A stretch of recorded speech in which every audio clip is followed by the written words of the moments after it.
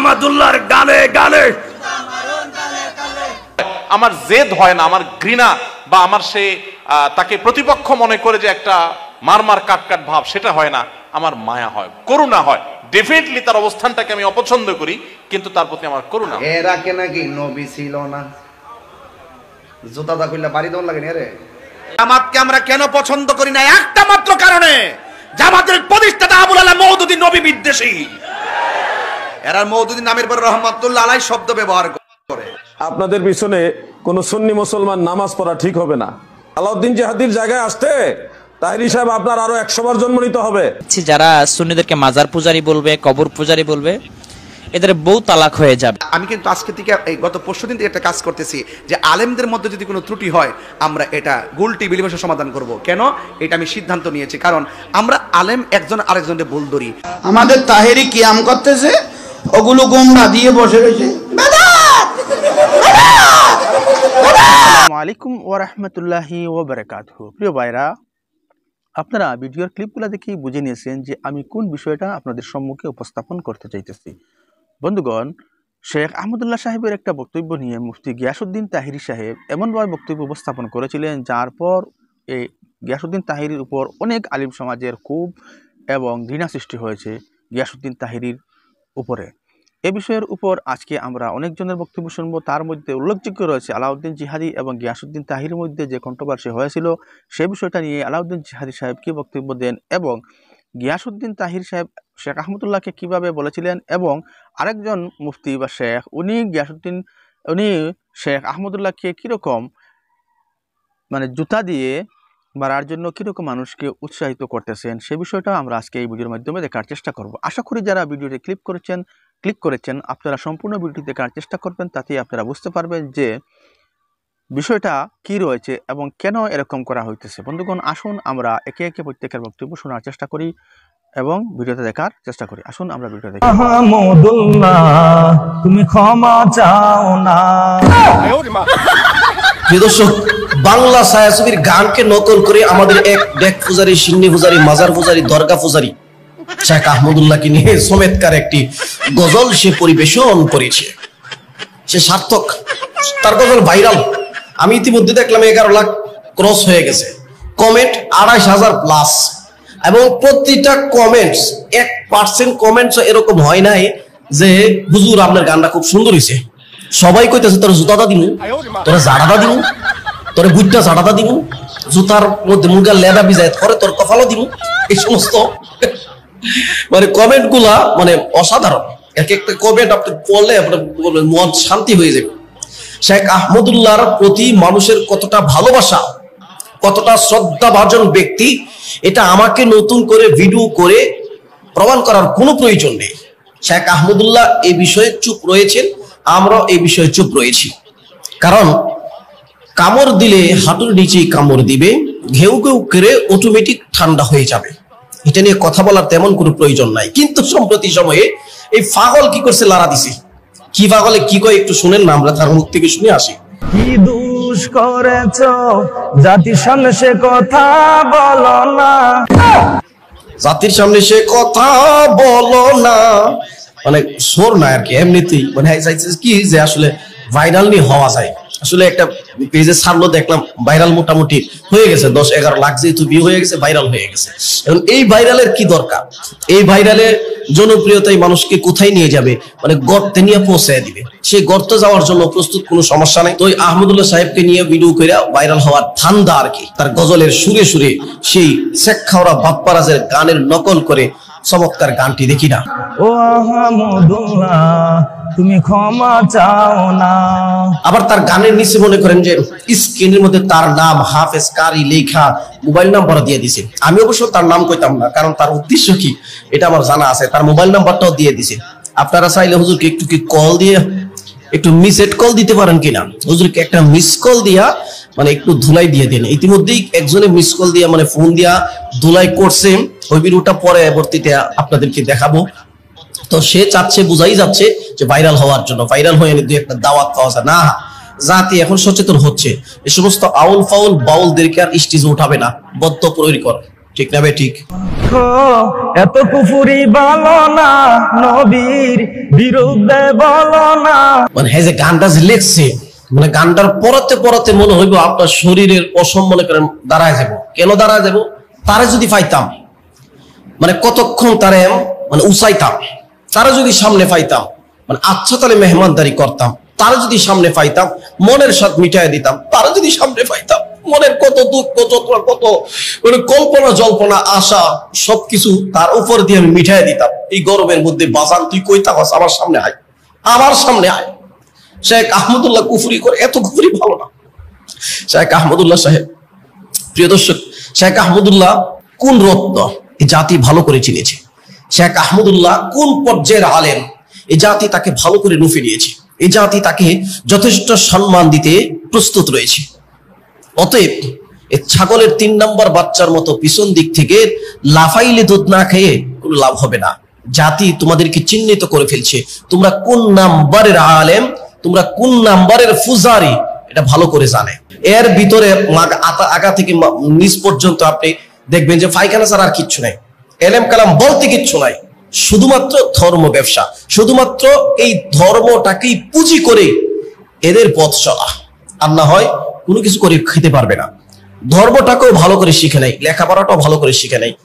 দেখেন তালাশ করে গিয়ে দেখো এত কুফুরি বলো না, নবীর বিরুদ্ধে বলো না। নবীর বিরুদ্ধে শেখ আহমদুল্লাহ বললে মাজার পূজারীদের কথা বলা প্রয়োজন নেই, আমরাই দাঁড়িয়ে যাবো ইনশাআল্লাহ। কারণ বাংলাদেশ নয়, পৃথিবীর যে কোনো প্রান্তে নবীর বিরুদ্ধে কেউ কোনো কথা বললে আমরা সবসময় নিজের জীবনকে উৎসর্গ করে দিয়ে হলেও প্রতিবাদে রাজপথে আমরা নেমে যাই। তার প্রমাণ 2013 সাল থেকে নিয়ে এখন পর্যন্ত এবং বিভিন্ন সময় যে কোনো আন্দোলনে স্বতঃস্ফূর্তভাবে কওমি উলামায়ে কেরাম সহ এদেশে বহু আশিক রাসূল রয়েছে, যারা নিজেদেরকে শুধুমাত্র ঈদ মিলাদুন্নবী আসলেই আশিক রাসূল জাহের করে না, বরঞ্চ সারা জীবনই রাসূলের আদর্শ, রাসূলের চরিত্র নিজের মধ্যে ধারণ করার জন্য সবসময় সচেষ্ট থাকেন। জামাতকে আমরা কেন পছন্দ করি না? একটা মাত্র কারণে, জামাতের প্রতিষ্ঠাতা আবুল আলা মওদুদী নবী বিদ্বেষী। এরা মওদুদী নামের পর রহমাতুল্লাহ আলাইহি শব্দ ব্যবহার করে। সাবধান বলে দিলাম, মনে রাখবা আগের দিন শেষ বাবা শাহজালালের বাংলাদেশ। আমরা মুক্তিযুদ্ধের চেতনায় স্বাধীনতার সপক্ষে, রাষ্ট্রের সম্প্রীতি নিয়ে ভাবি, ধর্মের সম্প্রীতি নিয়েও ভাবি। কথা বলেন ঠিক কিনা? ম্যাক্সিমাম বক্তা যারা জামাত, ওরা ওর পক্ষ নিছে। ম্যাক্সিমাম বক্তা জামাত, ওরাই ম্যাক্সিমাম আহমদুল্লাহ সাহেবের পক্ষে নিছে। আর আহমদুল্লাহ সাহেব যে কোন দল করে আমি তো এটাই জানি না। উনি সবার লোকে তাল মেলে, ওনার যে গুরু কেডা, উনি কোন এজেন্ডা বাস্তবায়ন করতে আসছে, উনি শুধু কুরআন আর সুন্নাহ ছাড়া অন্য কোনো কথা বলতে রাজি না। তাহেরি সাহেবের ভুল ধরিয়ে দিলেই তিনি জামাতের বক্তা এবং তাদের আকীদা খারাপ এরকম একটা ট্যাগ লাগিয়ে দেন। তাহেরি সাহেব যে বিভিন্ন সময় ভুলগুলা করে, এগুলো যখন আমরা দালিলিকভাবে প্রমাণ করার চেষ্টা করেছি, অনেক সময় তিনি আমাদের জামাতের বক্তা বলে গালি দেয়, আবার আমাদের আকীদা খারাপ এই অপবাদ দেয়। অথচ তার আকীদার ব্যাপারে তারই এক বন্ধু, পূর্বের বন্ধু আলাউদ্দিন জিহাদি নামে একজন সুন্নি বক্তা, তিনি বলছেন গিয়াসউদ্দিন তাহেরি সাহেব দিনের বেলায় আমিরে মুয়াবিয়াকে সাহাবী বলে, আর রাতের বেলায় শিয়াদের সাথে বুক মিলা। এটা আমাদের কথা নয়, তার দলের তার বন্ধুবর একজন বক্তার কথা, যে তিনি দিনের বেলায় এই কাজ করে, আবার রাতের বেলায় শিয়াদের সাথে তিনি বুক মিলায়। তার আকীদার উপরই তার দলের আলেমই প্রশ্ন তুলে। অথচ আমাদের ব্যাপারে এরকম কিছু পাবেন কিনা জানি না। এজন্যে আপনি যে কোনো কিছু হলেই আপনি একটা ট্যাগ লাগিয়ে দিলেন, এটা কি কোনো আলেমের শান হতে পারে? আবার যে দলের ট্যাগ আমাদের বিষয়ে লাগান, ওই দলের কর্মী এবং উপর পর্যায়ের কেউ হওয়া অত সহজ কোনো বিষয় কিনা? ওই দলে যে সর্বোচ্চ পর্যায়ে যেতে হলে, ওই দলের কেউ হতে হলে যে পরিমাণ সাহিত্য পড়তে হয়, ওর অর্ধেক সাহিত্য আপনি পড়েন নাই। আমি এটা চ্যালেঞ্জ করে বলতে পারবো। যে পরিমাণ কোরআনের তাফসীর পড়তে হয়, যে পরিমাণ হাদিসের যে বিভিন্ন কিতাবাতিগুলা, এগুলো গবেষণা করতে হয়, অ্যানালাইসিস করতে হয়, এটা করা অনেক বড় বিষয়, এটা অনেক বড় যোগ্যতার একটা বিষয়। সুতরাং এই বিষয়গুলোকে কেন্দ্র করে আপনার যে ভুল রয়েছে, আপনার যে হাদিসে বুঝার ভুল রয়েছে, এই ভুলটা আমরা সুন্দরভাবে ধরিয়ে দিয়েছি। অর্থাৎ আপনি যে হাদিস দিয়ে দলিল দিচ্ছেন, এই হাদিসটা সহি, কিন্তু আপনি যে বুঝটা বুঝাচ্ছেন মানুষকে, বা আপনি নিজে বুঝেছেন এই হাদিসের বুঝ এটা নয়, এটা একটা ভুল বুঝ। অর্থাৎ আপনার বুঝের মধ্যেই গলত রয়েছে। যেমন আমি উদাহরণ হিসেবে নিয়ে এসেছিলাম যে আপনি তিরমিজি শরীফের যে হাদিসটা উপস্থাপন করেন, তিরমিজি শরীফের 3609 নম্বর হাদিস, আবু হুরায়রা রাদিয়াল্লাহু তাআলা আনহু এই হাদিসটা বর্ণনা করেছেন। আল্লাহর হাবিব সাল্লাল্লাহু আলাইহি ওয়াসাল্লামকে জিজ্ঞেস করা হয়েছিল মাতা ওয়াজাবাত লাকান নবুওয়া, ইয়া রাসূলুল্লাহ আপনার উপর কখন নবুয়ত নির্ধারিত হয়েছে? আল্লাহর হাবিব সাল্লাল্লাহু আলাইহি ওয়াসাল্লাম জানিয়েছেন ওয়াদু বাইনার রূহি ওয়াল জাসাদ, আদম আলাইহিস সালাম যখন রূহ এবং শরীরের মাঝামাঝি অবস্থান করছেন তখন থেকে আমি নবী নির্ধারিত। আল্লাহর হাবিব সাল্লাল্লাহু আলাইহি ওয়াসাল্লাম কে জিজ্ঞেস করেছে সাহাবীরা কখন থেকে আপনি নবী নির্ধারিত? আল্লাহর হাবিব সাল্লাল্লাহু আলাইহি ওয়াসাল্লাম বলেছেন আদম আলাইহিস সালাম যখন রূহ এবং শরীরের মাঝামাঝি অবস্থান করছিলেন তখন থেকে আমি নবী মুহাম্মদ সাল্লাল্লাহু আলাইহি ওয়াসাল্লাম নবী হিসেবে নির্ধারিত। তার মানে নবী হিসেবে রাসূলুল্লাহ সাল্লাল্লাহু আলাইহি ওয়াসাল্লাম অনেক আগ থেকে নির্ধারিত, পৃথিবীর সৃষ্টির আগেও বলা যেতে পারে রাসূলুল্লাহ সাল্লাল্লাহু আলাইহি ওয়াসাল্লাম নবী হিসেবে ওই সময় থেকে নির্ধারিত। তো এই হাদিসের বুঝটা আপনি বুঝতে ভুল করেছেন, কেননা এই হাদিসে নবী নির্ধারিত এই কথা বলা হয়েছে। মনে রাখবেন নবী নির্ধারিত হওয়া এবং নবুয়ত প্রাপ্ত হওয়া এই দুটি আলাদা পার্ট। একটা হচ্ছে নবী হিসেবে নির্ধারিত হওয়া, রাসূলুল্লাহ সাল্লাল্লাহু আলাইহি ওয়াসাল্লাম যে নবী হবেন এটা পৃথিবীর সৃষ্টির আগ থেকেই একদম রূহের জগৎ থেকে এটা নির্ধারিত, কিন্তু রাসূলুল্লাহ সাল্লাল্লাহু আলাইহি ওয়াসাল্লাম অফিশিয়ালি নবুয়ত প্রাপ্ত হয়েছেন 40 বছর বয়সে। যেমন প্রত্যেকটা ব্যক্তি কবে মারা যাবে, পৃথিবীতে আসবে কবে এবং মারা যাবে কবে, এটাও তো আল্লাহ রাব্বুল আলামিন পৃথিবী সৃষ্টির আগে নির্ধারণ করে দিয়েছেন। গিয়াসউদ্দিন তাহরি ভাই আপনি পৃথিবীতে কবে আসবেন, কবে মারা যাবেন, এটাও তো আল্লাহর কাছে লেখা, এটাও তো নির্ধারিত আপনি কবে মারা যাবেন। তাহলে কি আপনাকে মরহুম গিয়াসউদ্দিন তাহরি এটা বলা যাবে? এটা তো বলা যাবে না যতক্ষণ না আপনি অফিশিয়ালি মারা যাবেন। আল্লাহ রাব্বুল আলামিন আপনাকে হেফাজত করুক। এটা যদি আপনি যখন মারা যাবেন এরপরে আপনাকে বলতে হবে মরহুম গিয়াসউদ্দিন তাহরি, এর আগে তো বলা যায় না। তেমনি রাসূলুল্লাহ সাল্লাল্লাহু আলাইহি ওয়াসাল্লাম যতদিন পর্যন্ত নবুয়ত পায় নাই ওই সময়টাতে তাকে নবুয়ত প্রাপ্ত হিসেবে তো বলা যায় না। তার মানে রাসূলুল্লাহ সাল্লাল্লাহু আলাইহি ওয়াসাল্লাম যখন নবুয়ত প্রাপ্ত হয়েছেন ওই সময়টাকে বলা হবে নবুয়ত প্রাপ্তির সময়, যেটা ইবনে আব্বাস রাদিয়াল্লাহু তাআলা আনহু বলেছেন। আমরা বললে তো আমাদের আকীদা খারাপ বলেন, তাহলে ইবনে আব্বাস রাদিয়াল্লাহু তাআলা আনহু যে হাদিস বর্ণনা করেছেন এবং যেমন তেমন হাদিস গ্রন্থ নয়, বুখারী শরীফে হাদিস এসেছে, বুখারী শরীফের 3902 নম্বর হাদিস, কিতাবুল্লাহ আল্লাহর কোরআনের পরেই এই বুখারীর অবস্থান, এই বুখারী শরীফের হাদিস। ইবনে আব্বাস রাদিয়াল্লাহু তাআলা বর্ণনা করছেন বুআইসা রাসূলুল্লাহ সাল্লাল্লাহু আলাইহি ওয়াসাল্লাম লিআরবাইনা সানা, আল্লাহর হাবিব সাল্লাল্লাহু আলাইহি ওয়াসাল্লামের উপর 40 বছর বয়সে নবুয়ত এসেছে। 40 বছর বয়সে আল্লাহর হাবিব সাল্লাল্লাহু আলাইহি ওয়াসাল্লাম নবুয়ত প্রাপ্ত হয়েছেন। ইবনে আব্বাস রাদিয়াল্লাহু তাআলা আনহু হাদিস বর্ণনা করেছেন। তো ইবনে আব্বাস রাদিয়াল্লাহু তাআলা আনহুকে আপনি আকীদা খারাপ এই ট্যাগ দেন, তাকেও আপনি যে ট্যাগটা দেন রাজনৈতিক ট্যাগ, তাকেও এই ট্যাগটা দিয়ে দিয়েন, কেননা তিনিও তো এটা বর্ণনা করেছেন। এবং আল্লাহর হাবিব সাল্লাল্লাহু আলাইহি ওয়াসাল্লাম নিজেও বলেছেন যে আমি নবুয়ত প্রাপ্ত হওয়ার আগ মুহূর্তে মক্কায় একটি পাথর আমাকে সালাম দিত, আবার নবুয়ত প্রাপ্ত হওয়ার পরেও ওই মক্কা ওই পাথরটি আমাকে সালাম দেয়, ওই পাথরটাকে আমি চিনি। রাসূলুল্লাহ সাল্লাল্লাহু আলাইহি ওয়াসাল্লাম নিজেই বলেছেন নবুয়ত প্রাপ্ত হওয়ার আগ মুহূর্তে এবং নবুয়ত প্রাপ্ত হওয়ার পরের মুহূর্ত, রাসূলুল্লাহ সাল্লাল্লাহু আলাইহি ওয়াসাল্লাম নিজেই এটাকে ভাগ করেছেন। তাহলে আপনি রাসূল সাল্লাল্লাহু আলাইহি ওয়াসাল্লামের আকীদা খারাপ এই ফতোয়া দিয়ে দেন, এই ট্যাগ দিয়ে দেন। দেখেন একটা জিনিস মনে রাখবেন, সবকিছু আবেগ দিয়ে চিন্তা করলে হবে না, তবে এটা সত্য রাসূল সাল্লাল্লাহু আলাইহি ওয়াসাল্লাম একদম জন্ম থেকে মৃত্যু পর্যন্ত একজন নবী হিসেবে পুরাটাই মাসুম ছিলেন। নবুয়তের আগেও রাসূল সাল্লাল্লাহু আলাইহি ওয়াসাল্লামের কোনো গুনাহ ছিল না, নবুয়তের পরেও কোনো গুনাহ ছিল না, এবং নবুয়তের আগেও রাসূল সাল্লাল্লাহু আলাইহি ওয়াসাল্লামের অনুসরণীয় অনেক জিনিস রয়েছে। আল্লাহর হাবিব সাল্লাল্লাহু আলাইহি ওয়াসাল্লাম তখন মক্কায় সত্যবাদী হিসেবে অনেক বেশি সমাদৃত ছিলেন। আল্লাহর হাবিব সাল্লাল্লাহু আলাইহি ওয়াসাল্লাম কখনো মিথ্যা কথা বলতেন না, অনেক বিশ্বস্ত ছিলেন। বিচার ফয়সালার বিষয়ে রাসূল সাল্লাল্লাহু আলাইহি ওয়াসাল্লাম ছিলেন ইউনিক একজন মানুষ। সুতরাং আল্লাহর হাবিব সাল্লাল্লাহু আলাইহি ওয়াসাল্লামের তো অবশ্যই এগুলো অনুসরণীয়, আমরা এগুলাকে অস্বীকার করি না। এবং কি রাসূল সাল্লাল্লাহু আলাইহি ওয়াসাল্লামের ওই সময়ও আল্লাহ রাব্বুল আলামিন তাকে মাহফুজ রেখেছেন, মাসুম রেখেছেন। তাই আমাদের উচিত হচ্ছে ইসলামে যে বিষয়টা, যে বিধানটা যতটুকু যেভাবে রাসূল সাল্লাল্লাহু আলাইহি ওয়াসাল্লাম দিয়েছেন ওইভাবে মেনে নেওয়া। অনেক সময় অতি আবেগ দেখিয়ে আমরা অনেক ভ্রান্ত আকীদা আমাদের মধ্যে লালন করি। আল্লাহ রাব্বুল আলামিন আমাদের সকলকে এই জিনিসগুলো বুঝার তৌফিক দান করুন, এবং কি আমাদের একে অপরকে কথা বলার সময় যে কোনো বিরোধী মত পোষণকারী আলেমকে কথা বলার সময় আল্লাহ রাব্বুল আলামিন আমাদের মুখের যে একটা সৌন্দর্য রাসূল সাল্লাল্লাহু আলাইহি ওয়াসাল্লাম শিখিয়ে দিয়েছেন যে কিভাবে কথা বলতে হয় ভদ্রচিতভাবে আরেকজন আলেমের ব্যাপারে, এটা আল্লাহ রাব্বুল আলামিন আমাদের সকলকে দান করুন, আল্লাহুম্মা আমিন। বিশেষ করে আমি আমার প্রিয় ভাই গিয়াসউদ্দিন তাহরি সাহেবকে আপনার জন্য দোয়া করছি, আল্লাহ রাব্বুল আলামিন আপনাকে হেদায়েত দান করুন। কেননা আপনি অনেক সময় অনেকভাবে এই করেন, এবং আপনার আশেপাশে যে লোকরা রয়েছে তারাও বিভিন্ন সময় দেখেছে আমাকে ফোন দিয়ে এই পর্যন্ত হুমকি দিয়েছে যে, এবং বলা হয়েছে যে অমুক এলাকায় আপনি কিভাবে মাহফিল করতে আসেন, এটা আমি দেখিয়ে দিব। মনে রাখবেন রিজিকের মালিক হচ্ছে আল্লাহ রাব্বুল আলামিন। আল্লাহ রাব্বুল আলামিন একচ্ছত্র রিজিকের মালিকানা। আপনি এক জায়গায় আমাকে আটকাবেন, 10 জায়গায় তৌহিদপন্থী ভাইয়েরা ইনশাআল্লাহ আমাদের জন্য ব্যবস্থা করে রাখবে। কোরআনের কথা আপনি থামাতে পারবেন না। আল্লাহ রাব্বুল আলামিন নিজে জানিয়েছেন যদি কোরআনের কথা থামানোর জন্য আপনি চেষ্টা করেন, আল্লাহ রাব্বুল আলামিন এর বিভিন্ন মাধ্যমে এই কোরআনের কথা আরো বাড়িয়ে দিবেন। এটা কাফেরদের একটা অন্যতম চক্রান্ত, এবং কোরআনের কথা আটকানো এটা কখনোই ভালো জিনিস নয়। আপনি আপনার মত পোষণ করেন, আমি আমার মত পোষণ করি, আপনার দলিল আপনি উপস্থাপন করেন, আমি উপস্থাপন করি। এই ক্ষেত্রে মামলার হুমকি দেওয়া অথবা বিভিন্নভাবে হুমকি ধামকি দেওয়া এটা কখনোই একজন আলেমের শান হতে পারে না। আল্লাহ রাব্বুল আলামিন আমাদের সকলকে এই কথাগুলো বুঝার এবং আমল করার তৌফিক দান করুন, আল্লাহুম্মা। আপনাদের পিছনে কোন সুন্নি মুসলমান নামাজ পড়া ঠিক হবে না। আলাউদ্দিন জিহাদির জায়গায় আসতে তাহেরি সাহেব আপনার আরো 100 বার জন্ম নিতে হবে। আলাউদ্দিন জিহাদি আমির মুআবিয়া রাদিয়াল্লাহু আনহু সুন্নি আকীদার জন্য বিশাল এক দরবার ছেড়ে দিয়েছে। মুফতি আলাউদ্দিন জিহাদি সাহেবও জান্নাতি দলের, আল্লামা মুফতি গিয়াসউদ্দিন তাহির সাহেবও জান্নাতি দলের। দুজনই জান্নাতি দলের এবং দুজনই সুন্নিয়তের গুরুত্বপূর্ণ পার্সন। তাহলে আপনারা কেন বিভ্রান্ত ছড়াচ্ছেন? দেখুন, একটু এদিক সেদিক সমালোচনা বা মতবিরোধ হতেই পারে, কিন্তু যারা আপনারা দূর থেকে মুফতি আলাউদ্দিন জিহাদি সাহেবের পক্ষ হয়ে তাহিরি সাহেবকে গালি দিচ্ছেন বা তাহিরি সাহেবের পক্ষ হয়ে যারা আলাউদ্দিন জিহাদি সাহেবকে গালি দিচ্ছেন, এগুলো কিন্তু আপনারা অনেক ভুল করছেন, মারাত্মক ভুল করছেন। এগুলোর জন্য কিন্তু আপনাদেরকে পরকাল জবাবদিহি করতে হবে।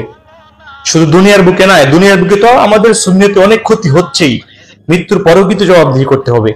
আর যারা এইভাবে মিথ্যা ঘটনা ছড়াচ্ছেন, মিথ্যা লেখনী এবং জবানে মিথ্যা বলা সমান পাপ, কথাটা মনে রাখেন। আল কিযবু উম্মুল খাতায়া, মিথ্যা পাপ জন্মায়। রাসূলুল্লাহ সাল্লাল্লাহু আলাইহি ওয়াসাল্লাম বলেছেন, যারা মিথ্যা কথা বলে তাদের কাছ থেকে রহমতের ফেরেশতা 100 মাইল দূরে সরে থাকে। সাহাবায়ে কেরাম অবাক হয়ে গেলেন, ইয়া রাসূলুল্লাহ, হুজুর, রহমতের ফেরেশতা কেন বান্দার কাছ থেকে 100 মাইল দূরে সরে যায়? রাসূল পাক সাল্লাল্লাহু আলাইহি ওয়াসাল্লাম বলেছেন, মিন্নাতানি মা জাআ বিহি, মিথ্যা কথা হচ্ছে একটা দুর্গন্ধ, এই দুর্গন্ধটা সহ্য করতে না পেরে রহমতের ফেরেশতা যে মিথ্যা কথা বলে তার কাছ থেকে 100 মাইল দূরে সরে থাকে। আসুন আমরা মিথ্যা কথা বলা থেকে অবশ্যই দূরে থাকি। আলাউদ্দিন জিহাদি সাহেব এই কথা কখনো বলেন নাই যে তাহিরি সাহেবের পিছনে নামাজ হবে না, এটা ভুল, এটা উনি বলেন নাই। অন্য একটা ভিডিও, অন্য একটা আলোচনায় উনি বলেছেন, যারা বিধর্মী অর্থাৎ যারা রাসূল পাক সাল্লাল্লাহু আলাইহি ওয়াসাল্লামের বিদ্বেষী, রাসূল বিদ্বেষী ব্যক্তির পিছনে নামাজ হবে না, এটা বলেছেন। যার আকীদা সঠিক নাই তার পিছনে নামাজ হবে না, এই কথা বলেছেন। কিন্তু উনি এই কথা বলেন নাই যে তাহিরি সাহেবের পিছনে নামাজ হবে না।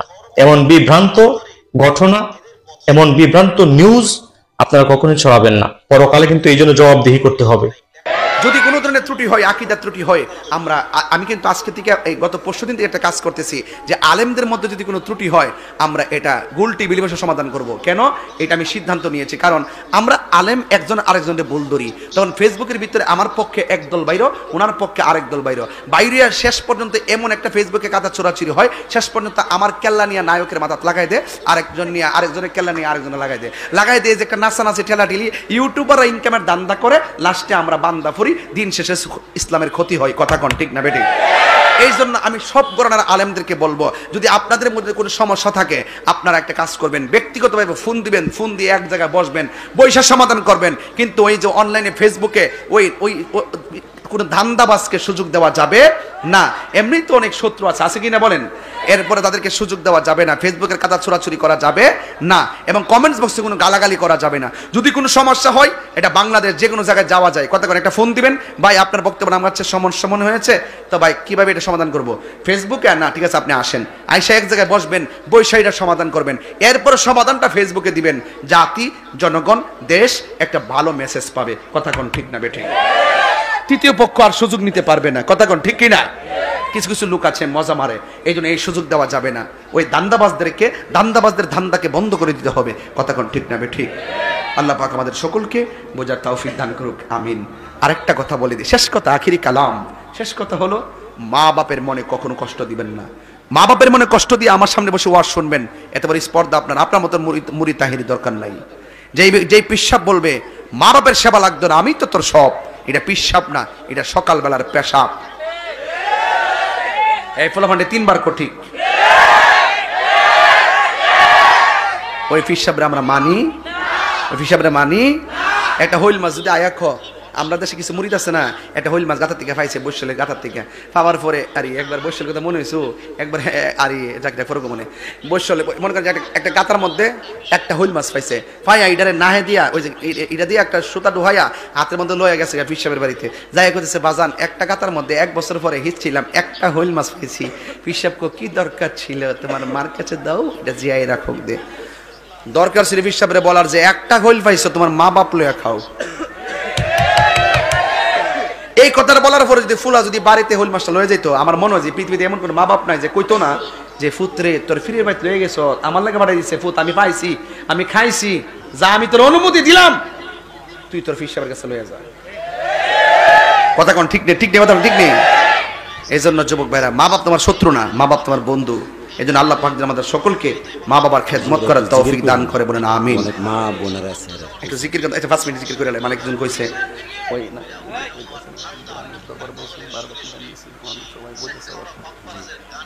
তাইলে একটু জিকির করি। জিকির করবো কার জন্য? তবে একটা কথা বলি, আমি যেভাবে ওয়াজটা প্রথম শুরু করছি, যদি আমি অন্যান্য কথা বলতাম তাইলে আমার অনেক সময় এমনি যাইতো। আমি কিন্তু ওয়াজটা প্রথম থেকে শুরু করে দিছি। মারহাবা। আমাদেরকে যারা মাজার পূজারি বলে, আমাদেরকে যারা কবর পূজারি বলে, তাদের সম্পর্কে আজকে আলোচনা। আমি প্রথম ফতোয়াটা দিয়ে নিচ্ছি, যারা সুন্নিদেরকে মাজার পূজারি বলবে, কবর পূজারি বলবে, এদের বউ তালাক হয়ে যাবে। 1 নম্বর ফতোয়া। এই ফতোয়ার উপরে কেউ কিন্তু কলম চালাতে পারবে না, ইনশাআল্লাহ কেউ কলম চালাতে পারবে না। যারা সুন্নিদেরকে মাজার পূজারি বলবে, এদের বউ তালাক হয়ে যাবে। কারণ হলো, আমরা সুন্নির মাজার পূজা করতে যাই না, জিয়ারত করতে যাই। আর কবর বা মাজার জিয়ারত করা দয়াল নবীজি সাল্লাল্লাহু আলাইহি ওয়াসাল্লামের সুন্নত। নবীজির সুন্নতকে যারা অস্বীকার করে তারা কাফের হয়ে যাবে। কারণ আল্লাহ তাআলা কোরআন মাজিদের মধ্যে বলেছেন, সূরা আল ইমরানের 32 নম্বর আয়াতে বলেছেন, কুল আতিউল্লাহ ওয়া রাসূলা ফাইন তাওয়াল্লাউ ফাইন্নাল্লাহা লা ইউহিব্বুল কাফিরিন। আল্লাহ বলেছেন, ও আমার হাবিব, আপনি তামাম দুনিয়ার মানব জাতিকে জানিয়ে দেন, বলে দেন,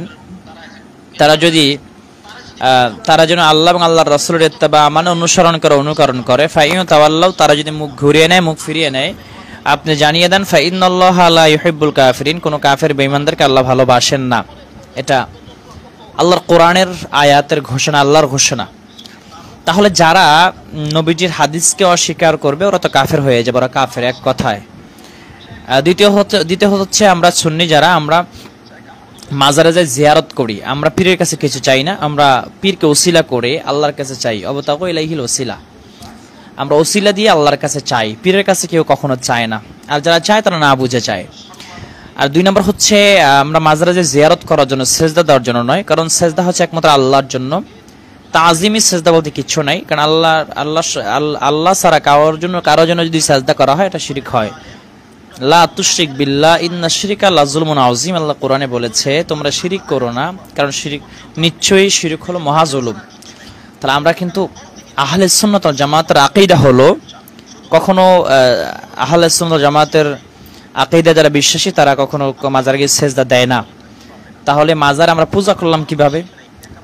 আর আপনারা বলবেন যে ফেসবুকে আপনারা দেখেছেন অনেকে সেজদা দেয়, এগুলো তো মুসলমান না, এগুলো অনেক হিন্দুরা যায় মাজারে গিয়ে ওখানে না বুঝে সেজদা দেয়। কারণ তাদের ধর্মে সেজদা দেওয়া যায়, সেই জন্য তারা মাজারে গিয়ে সেজদা দেয় হিন্দুরা। আর ছবি তুলে অনেকে এটাকে অপপ্রচার ছড়িয়ে দেয়, অপপ্রচার করে, আর বলে যে সুন্নিরা মাজার পূজারি, মাজারে সেজদা দেয়। আসলে না, এটা আপনারা না জেনে বলেন। কারণ আমি এক সময় আমি চরমনাই ঘরানা ছিলাম, দেওবন্দি ঘরানা ছিলাম, আমি জানি আমরা এই যে অপপ্রচারগুলো করতাম সবসময়, যে সুন্নিদেরকে মাজার পূজারি। আমি এমন অনেক বয়ান আমি বলেছি, আসলে না জানি, না বুঝে। আমি যখন সুন্নিয়ত আসলাম, এসে দেখলাম আসলে না, যারা মাসলাকে আলা হযরতের বিশ্বাসী, যারা আসলে রিয়েল, যারা আহলে সুন্নাত ওয়াল জামাতের আকীদায় বিশ্বাসী, তারা কখনো মাজারে সেজদা দেয় না। মাজার পূজা তো দূরে রাখেন।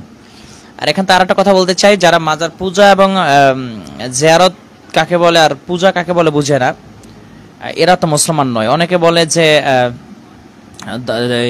দুর্গা পূজা দরগা পূজা সমান। দুর্গা পূজার সঙ্গে যারা মাজার জিয়ারতের সঙ্গে তুলনা করে, ওরা তো কাফের।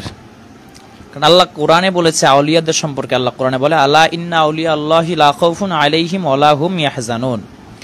আল্লাহ বলেছেন যে যারা ওলি হবে, আমার বন্ধু হবে, এদের কোনো ভয় নেই, চিন্তা নাই। এটা আল্লাহর কোরআনের আয়াত। তার উপমহাদেশে যদি 360 আউলিয়া না আসতো, তাহলে কখনো আমরা টুপি চিনতাম না, দাড়ি চিনতাম না, ইসলাম বুঝতাম না। সে ওলি আউলিয়াদেরকে যারা ঘৃণা করে, যারা মানে না, ওরা কাফের। এটা আল্লাহর কোরআনের ঘোষণা। আল্লাহ হাদিসে কুদসির মধ্যে বলেছেন, যারা আল্লাহর অলিদের দুশ্মনী করবে, তারা যেন আল্লাহর সঙ্গে যুদ্ধ করে, মানে তারা যেন আল্লাহর সঙ্গে যুদ্ধ ঘোষণা করলো।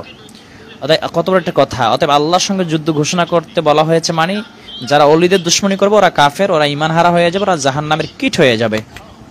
তাহলে আমার প্রশ্ন হলো, আমার প্রশ্ন হলো যে যারা অলি বিরোধী এরা ইসলামিক স্টাডিজ নিয়ে কোনো গবেষণাই এরা করে না, এরা ইসলামের ইতিহাস জানে না, এরা ইসলামের ইতিহাস জানে না যে উপমহাদেশে ইসলাম কিভাবে আসলো, বাংলাদেশে ইসলাম কিভাবে আসলো, ভারতে কিভাবে ইসলাম আসলো, পাকিস্তান কিভাবে ইসলাম আসলো, এই সম্পর্কে তাদের কোনো ধারণাই নাই, কারণ তারা ইতিহাস জানে না। এগুলো মূর্খ, জাহেল মুরাক্কাব যাকে বলা হয়, যারা কথায় কথায় সুন্নিদেরকে না বুঝে মাজার পূজারি বলে, এরা হচ্ছে জাহেলে মুরাক্কাব আর বড় অসভ্য। তা আমার প্রশ্ন হলো, যদি সুন্নিদের মধ্যে যদি এরকম আসলেই যদি আমি দেখতাম মাজার পূজা বা এরকম কিছু একটা দেখতাম যেটা বাতিলরা যেটা অপবাদ দেয় সুন্নিদেরকে, তাহলে কিন্তু আমি চলে যেতাম। কিন্তু আমি যখন দেখলাম যে না এরা ঠিক আছে, সুন্নিরা ঠিকই আছে, আমি থেকে গিয়েছি। দেখেন, যখন বুঝলাম যে সুন্নিরা হক, আমি কিন্তু সুন্নিয়াতে থেকে গেছি। ইভেন 2 বছর হয়ে গেল, আলহামদুলিল্লাহ আমার চোখে এমন কিছু পড়ে নাই যে আমার আকীদাগত সমস্যা হতে পারে, এমন কিছু পড়ে নাই। হ্যাঁ, কিছু অপ্রীতিকর ঘটনা ঘটে কিছু কিছু জায়গাতে, আর না বুঝে করে, এটা প্রত্যেক আকীদায় এরকম আছে, 2-একটা ঝামেলা থাকে, 2-একটা গোলেমালে যায় দিন একটা কথা আছে, এরকম থাকে, কিছু আছে এরকম। কিন্তু তাই বলে একজনে দোষ করছে বলে সবাইকে আপনি মাজার পূজারি বলে গালি দিতে পারবেন না। মসজিদে যদি কেউ জুমার দিন নামাজ পড়তে গেলে অনেকের 3000 টাকার জুতা হারিয়ে যায়, 4000 টাকার জুতা হারিয়ে যায়, 500 টাকার জুতা হারিয়ে যায়। বিশেষ করে ঢাকা শহরে আমরা যখন খতিবগিরি করি আমরা জানি, আমাদের কাছে অভিযোগ আসে যে হুজুর জুতা চুরি হয়ে গেছে, কত দাম? তো 3000 টাকা। আরেকজন জুতা হয় কত দাম? 500 টাকা। অনেকজন জুতা এরকম জুতা চুরি হয়, প্রতি ওয়াক্তে ঢাকাতে জুতা চুরি হয়, জুমার দিন তো অগণিত জুতা চুরি হয়। তাই বলে কি সবাই জুতা চোর হয়ে যাবে? না, যে চুরি করছে সে চোর, যে অপরাধী সে অপরাধী। আর যে সব মুসলিমদেরকে আপনি জুতা চোর বলে গালি দিতে পারবেন না। ইভেন আমি আরেকটা কথা যেটা আমি বোঝাতে চাই এই উদাহরণটা দিয়ে, মাজারে অনেকে না বুঝে দিয়ে সেজদা দেয় মূর্খ সুরূখ লোকেরা, আপনি সবাইকে আপনি মাজার পূজারি বলতে পারবেন না একজনের জন্য। তাহলে তো একজন যত চুরি করছে সবাই জুতাচোর হয়ে গেল, তাহলে একজনে বলৎকার করছে সব হুজুরা বলৎকার গোষ্ঠী হয়ে গেল। এরকম যদি হয় তাহলে কওমি লুতের মধ্যে অনেকে আছে যে যারা বলৎকার করে, অসংখ্য মাদ্রাসাতে বলৎকার করে ধরা খাইছে, জনমের পিটান পিটাইছে, এরকম আছে। অনেক মাদ্রাসা তালা ঝুলিয়ে দেওয়া হয়েছে বলৎকার করার কারণে। আমি অনেক মাদ্রাসা দেখেছি যে আমি স্বয়ং সাক্ষী, এবং মাদ্রাসা তালা ঝুলিয়ে দেওয়া হয়েছে। আমার মাদ্রাসা 3-4টা আমার হাতেই আছে, যেগুলোতে তালা ঝুলিয়ে দেওয়া হয়েছে বলৎকার করার কারণে। ছোট ছোট বাচ্চাদেরকে ছেলে বাচ্চাদেরকে দর্শন করার কারণে মাদ্রাসাতে তালা ঝুলিয়ে দেওয়া হয়েছে। এবং আমার আইডিতে শেয়ার করা আছে, দেখবেন একটা মাদ্রাসার এই 2-1 দিন আগে একটা হুজুর বলৎকার করেছে, এই জন্য মাদ্রাসা শিক্ষককে গ্রেপ্তার করা হয়েছে। আপনারা দেখবেন উনি কিন্তু ওহাবি হুজুর। তা এই জন্য কি সব ওহাবি হুজুররা বলৎকার গোষ্ঠী? না। যে অপরাধ এরকম যদি যুক্তি দ্বারা করেন, একজনের সিজদা দিয়েছে সবাই মাজার পূজারি যদি হয়, তাহলে একজনে বলৎকার করলে সবাই বলৎকার গোষ্ঠী হয়ে গেল, সব বলৎকার করি। যেমন একজনে বউ চুরি করছে সবাই বউচুর হয়ে গেল, এরকম না। হ্যাঁ, একজনের পিএস এর বউ চুরি করলো সবাই তো পিএস এর বউচুর হয়ে গেল, এরকম হয়ে গেল না। যে যেটা করবে সে সেটাই দোষী, যে যেটা করবে সে সেটা অপরাধী। এই জন্য আপনি সবাইকে গালাগালি করতে পারবেন না। সবাইকে গালাগালি করা মানে হল আপনি হিংসার বাহ্যিক প্রকাশ করলেন, আপনি যেন হিংসুক এটা আপনি প্রমাণ করলেন, আপনি ফুটিয়ে তুললেন। অতএব হিংসুকদের সঙ্গে কখনো প্রকৃতি মুসলমানদের সম্পর্ক থাকতে পারে না। আর প্রকৃতি মূল যেটা বিষয় হচ্ছে সেটা হচ্ছে, আর বলৎকারের বিরুদ্ধে আমি যখন বক্তব্য দিই তখনই দেখি আমার বিরুদ্ধে অনেকে বাজে কমেন্ট করে, গালাগালি করে, ফোন দিয়ে অনেকে গালাগালি করে। বলৎকারের বিরুদ্ধে কথা বললেই তাদের মেজাজ গরম হয়। কেন ভাই? বলৎকারের বিরুদ্ধে আপনারাও গর্জে ওঠেন। আপনাদের মাদ্রাসা সেকশন আজকে কলঙ্কিত হচ্ছে বলৎকারের কারণে। আর আমি একটা ঘোষণা দিয়েছি অনেক আগে যে বলৎকার যে মাদ্রাসা হয় সেই মাদ্রাসাগুলো ঠিকানা আমাকে দেবেন, আমি আইনানুগ ব্যবস্থা নিব ইনশাআল্লাহ। বলৎকারের বিরুদ্ধে আজ পর্যন্ত কোনো ডাব্লিউ আলেমরা কিন্তু পদক্ষেপ নেয়নি। আমি যখন থেকে বলৎকার বিরুদ্ধে স্লোগান দেওয়া শুরু করেছি তখন থেকেই সচেতন হয়েছে অনেকে যে এ তো ছাড়বে না, খবর পাইলে ভয়তে অনেকে বলৎকার বন্ধ করে দিয়েছে। এক জায়গা তো মাদ্রাসাতে তালা মেরে দিয়েছে, আমি শুধু বলৎকার করেছে এই জন্য পুরো মাদ্রাসা লক করে দিয়েছি, যা কোনো সুন্নিরা যদি থাকে তখন মাদ্রাসাটা চালু করা হবে। তো বন্ধুগণ, আপনারা এখানে দেখলেন শেখ আহমদুল্লাহর বক্তব্য নিয়ে কিরকম একজন গিয়াসউদ্দিন তাহিরিপন্থী হাফিজ বা কারি যাই হোক, উনি একটি গান গেয়েছিলেন এবং সেই গানটার মধ্যে এই গানের প্রতিক্রিয়া আরেকজন কৌমি আলিম উনি কীরকম প্রতিক্রিয়া ব্যক্ত করেছেন তা আপনারা শুনেছেন।